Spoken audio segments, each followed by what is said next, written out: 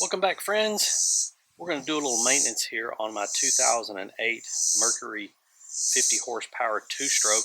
I just bought this boat last month, and lately, the last few years, I've been buying some used boats and so forth. All of them have outboards on them, and one of the first things that I like to do is do the old Seafoam shock treatment, just to get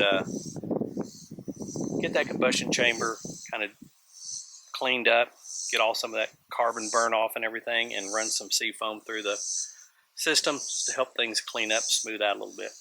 Well, this particular engine here, it runs pretty good. It doesn't idle quite as well as I'd like, and when I put it in gear, it tries to stumble and choke a little bit before we take off. So, you know, it's the middle of the summer. I don't really want to take this thing all apart and do all the carburetors. I can do that in the winter. So what we're going to do, in addition to doing our regular Seafoam shock treatment, is we're going a step further.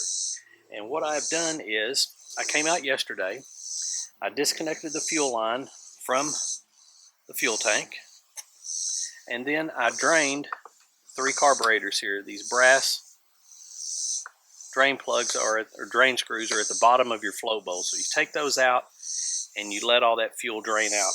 And then I primed the fuel line until we got all the fuel out of the system. So the system's completely fuel free.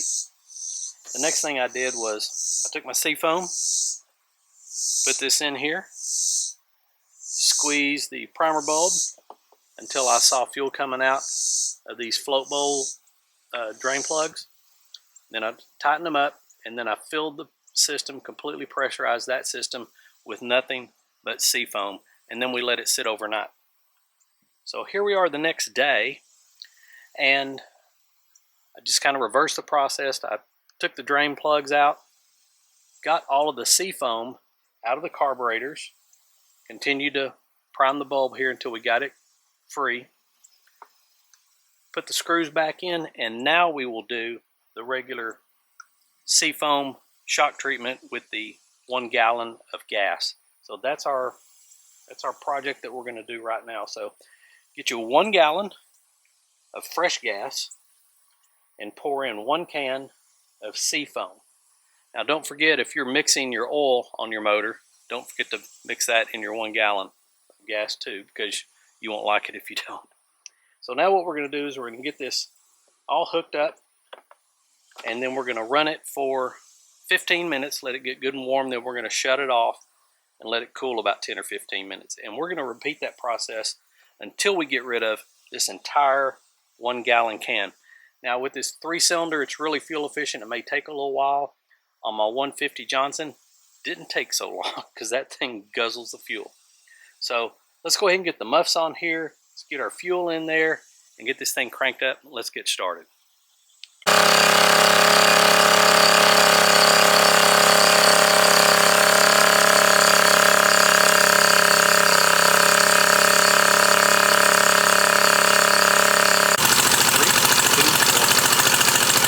Halfway through the tank of gas here, and this thing is already idling.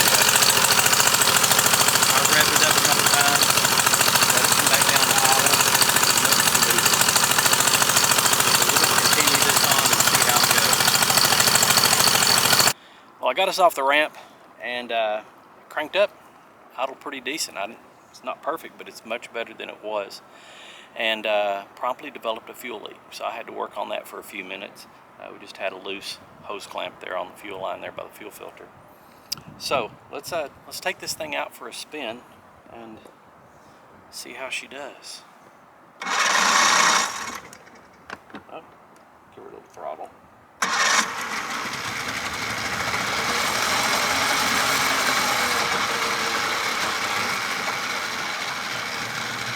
Smoother than it was, I can tell you that. So let's go down the water and see what we get. See, right here, it would usually cough. It's going to be difficult operating the throttle. Nice bash right there.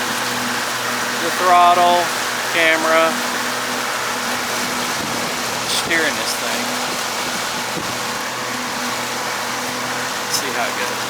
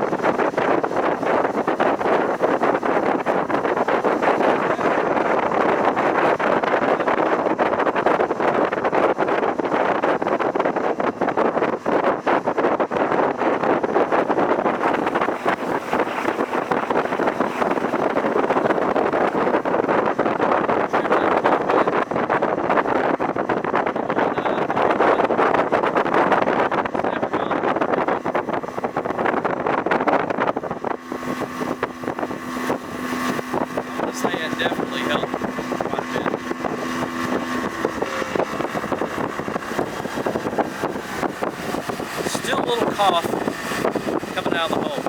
That's okay. Try that again.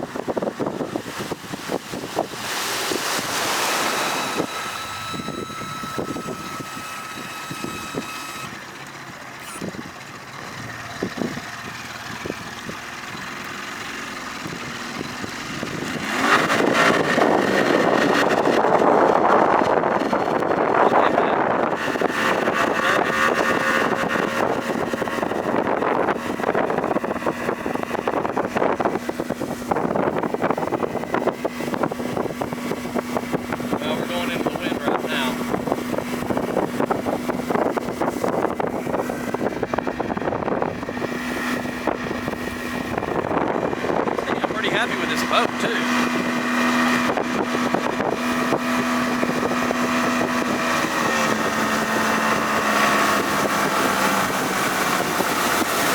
All right.